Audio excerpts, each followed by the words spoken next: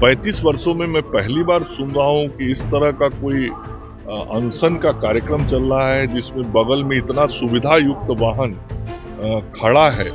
तो ये तो नौटंकी ही है, इसके सिवा और कुछ नहीं है, साफ दिख रहा है। देखिए वो लोग कुछ कर लेगा ना, तो बिहार की जनता उनको रिजेक्ट कर चुका है। नमस्कार, मेरा नाम प्रेम है और आप लाइव स्ट्रीम देख रहे हैं। बीपीएससी अभ्यर्थी री एग्जाम को लेकर लगातार प्रोटेस्ट पर डटे हुए हैं। लगातार सरकार से अपील कर रहे हैं कि हम लोगों का जो बीपीएससी परीक्षा लिया था उसको दोबारा करवाया जाए। प्रशांत किशोर भी अभ्यर्थियों के समर्थन में उतर गए और पटना के गांधी मैदान में बापू के प्रतिमा के ठीक नीचे बैठ गए। पर चर्चाएं तब गर्म हो गई जब वैनिटी वैन लेकर वो पहुंचे। देखिए, सवाल प्रशांत किशोर से भी पूछा गया था और सवाल नीतीश के मंत्री मंगल पांडे से भी पूछा जा रहा है।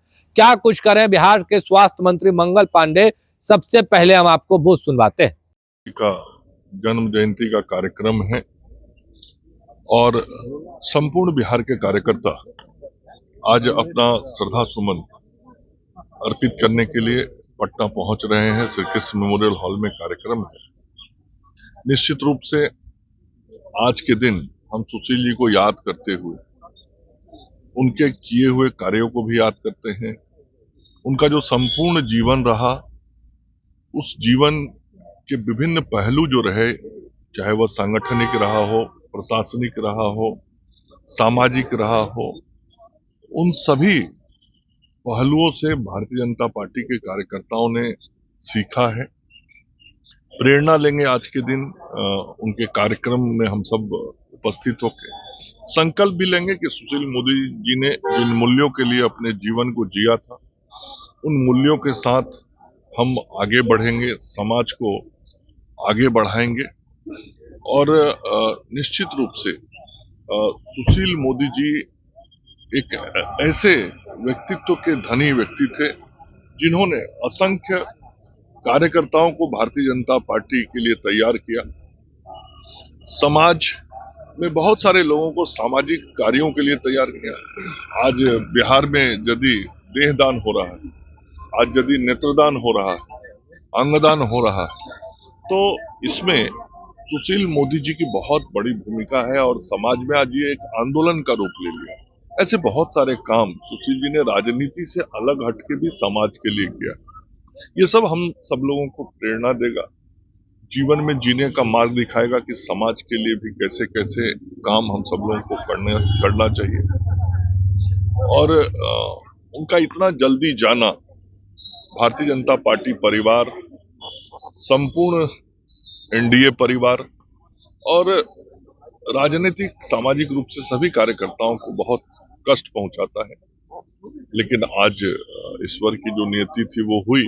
आज हम सब लोग उनकी जयंती पर उन्हें अपना श्रद्धा सुमन अर्पित करने यहाँ आए। लालू प्रसाद यादव लगातार ऑफर दे।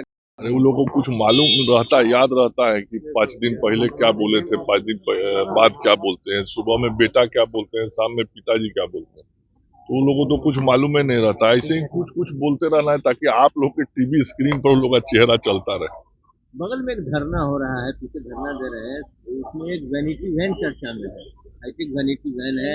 मैंने भी सुना है कि वो कोई वैन बाहर का है, शायद पंजाब के नंबर का, ऐसा मुझे किसी ने बताया है।